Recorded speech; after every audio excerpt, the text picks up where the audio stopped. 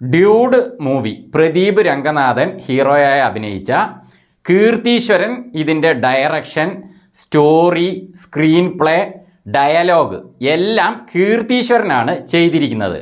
അപ്പോൾ ഈ കീർത്തീശ്വരൻ ഓഡിയോ ലോഞ്ചിൻ്റെ സമയത്തൊക്കെ പറഞ്ഞത് പ്രദീപ് രംഗനാഥൻ്റെ പിന്നാലെ നടന്ന് പുള്ളിയെ കൊണ്ട് സമ്മതിപ്പിച്ചാണ് ഈ സിനിമ ചെയ്തത് എന്നാണ്. അതേപോലെ പ്രദീപ് രംഗനാഥനും പറഞ്ഞത് എന്നെ നേരിട്ടും കീർത്തീശ്വരൻ പലതവണ പറഞ്ഞു, അതേപോലെ പലരിലൂടെയും എന്നോട് ഇത് പറയിപ്പിച്ചു, അങ്ങനെയൊക്കെയാണ് ഞാനിത് സ്വീകരിച്ചതെന്ന് പറഞ്ഞു, ഈ സിനിമ ചെയ്യാൻ സമ്മതിച്ചതെന്ന് പ്രദീപ് പറഞ്ഞു.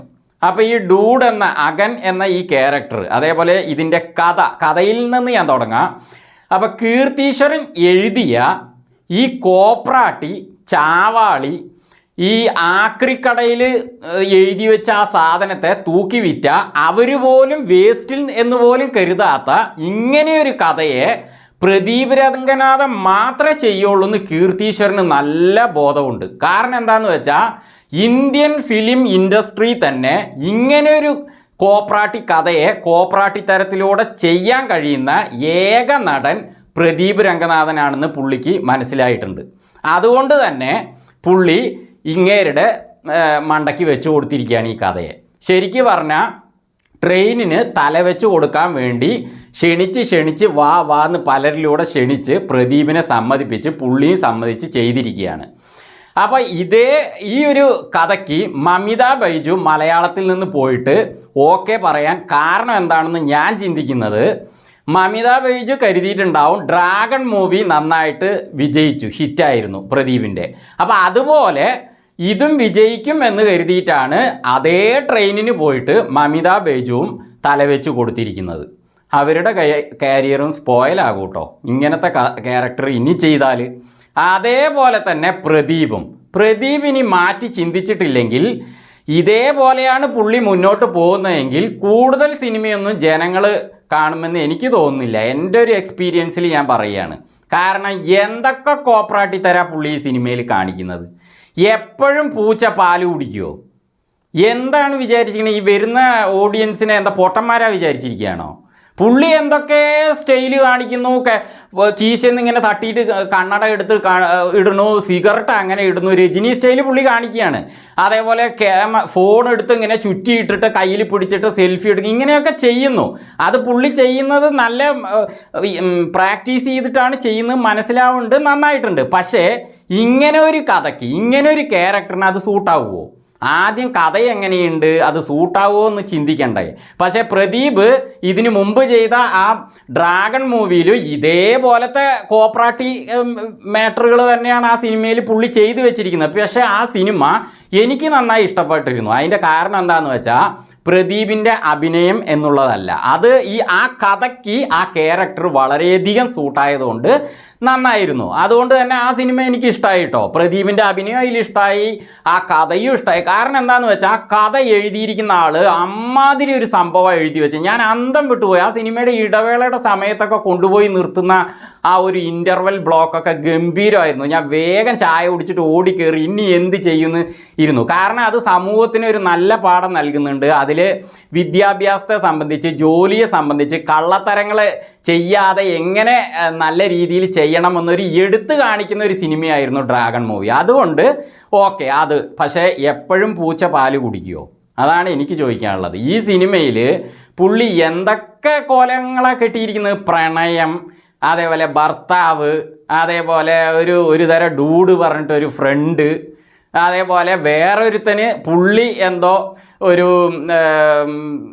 മാമ പണി ചെയ്യുന്ന പോലെ രീതിയിലുള്ളൊരു ക്യാരക്ടർ, എന്തൊക്കെ കാണിച്ചു കൂട്ടിയിരിക്കുന്നത്. പിന്നെ മാത്രമല്ല ഈ സിനിമയിൽ ഡ്രാഗൺ മൂവി കീർത്തീശ്വരൻ പോയി കണ്ടിട്ട് അപ്പം തന്നെ പോയി കുത്തിയിരുന്നാണ് ഈ കഥ എഴുതിയിരിക്കുന്നത് മനസ്സിലാവുന്നുണ്ട്.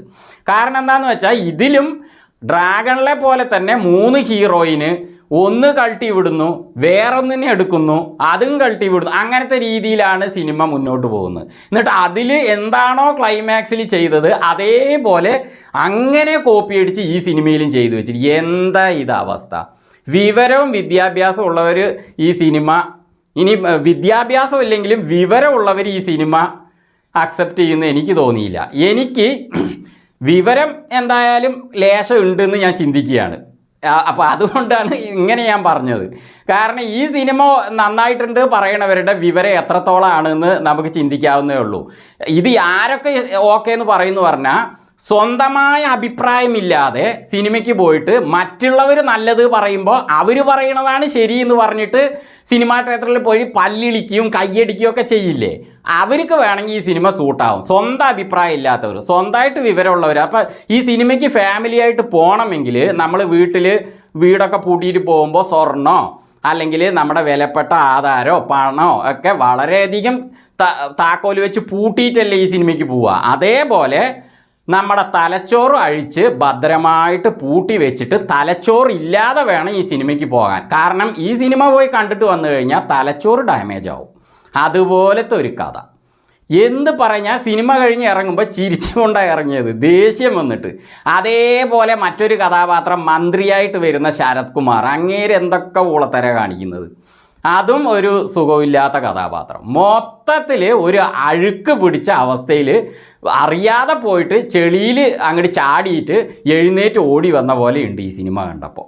അത്രയും മോശം ഒരു അവസ്ഥയുള്ള ഒരു കഥ. ഇതിൽ ഡ്യൂഡ് എന്ന കഥാപാത്രം അകന് എന്താണ് ജോലിയേ ഇല്ല എന്നുള്ള രീതിയിൽ ആദ്യമൊക്കെ പറഞ്ഞിട്ട് കുറേ കോപ്പറാട്ടി തരം കാണിക്കുന്നുണ്ട്. പിന്നെ പെട്ടെന്ന് കുറേ പ്രാങ്ക് ചെയ്തുകൊണ്ട് നടക്കുന്നുണ്ട്. ആ പ്രാങ്കാണോ ജോലി ഒന്നും മനസ്സിലാവുന്നത്. പിന്നെ ഒരു കമ്പനിയിൽ എന്തൊക്കെ ചെയ്യുന്നുണ്ട്, അവിടെയും പ്രാങ്കായിട്ട് ചെയ്യുന്നതായിട്ട് കാണിക്കുന്നുണ്ട്. അതിൻ്റെ ഇടയ്ക്ക് ശരത് കുമാറിൻ്റെ ഒരു പ്രാങ്ക്, അതിൻ്റെ ഇടയ്ക്ക് മമിതയുടെ ഒരു പ്രാങ്ക്. കമ്പനിയിൽ ഇങ്ങനെ പ്രാങ്കായിട്ട് ഇരുന്നിട്ട് ചെയ്യുക, അത് എന്താണെന്ന് എനിക്ക് മനസ്സിലായിട്ടില്ല. അത് മനസ്സിലാക്കിച്ച് തരാൻ പോലും ഈ സിനിമയിൽ ഒരു സാധ്യത ഇതിൻ്റെ കഥ എഴുതിയ കീർത്തീശ്വരൻ വെച്ചിട്ടില്ല. അതേപോലെ സിനിമ തുടക്കത്തിൽ തന്നെ ഒരാൾ പോയിട്ട് എന്താന്ന് സിനിമയുടെ ചെയ്യുന്ന കാര്യം ഞാൻ പറയുന്നില്ല, വെറുതെ തമാശയ്ക്ക് പോയിട്ട് കെട്ടിയ താലീനെ വലിച്ചു പൊട്ടിച്ചിട്ടുള്ള ഒരു സീനൊക്കെ ഉണ്ട്. എന്നിട്ട് വളരെ കോമഡിയോടെയാണ് ആ ഭാഗമൊക്കെ കാണിച്ചിരിക്കുന്നത്. എന്താ താലിക്ക് അത്രേ വിലയുള്ളൂ? മലയാളികൾ അവിടെ ഇരിക്കട്ടെ, തമിഴ്നാട്ടിൽ താലിക്കുള്ള ആ ഒരു മര്യാദ സംസ്കാരം എന്താണെന്ന് എനിക്കറിയാം. അതൊക്കെ എങ്ങനെ വില പോകുമെന്ന് എനിക്കറിയില്ല. അതുപോലത്തെ സീനുകൾ അതിൽ വെച്ചിരിക്കുന്നത്. എന്തൊക്കെയോ വെച്ച് എഴുതി കൂട്ടി അവസാനം ഒരു കോപ്പറാട്ടി സാധനത്തിനെ സൃഷ്ടിച്ചു വെച്ചിരിക്കുകയാണ്.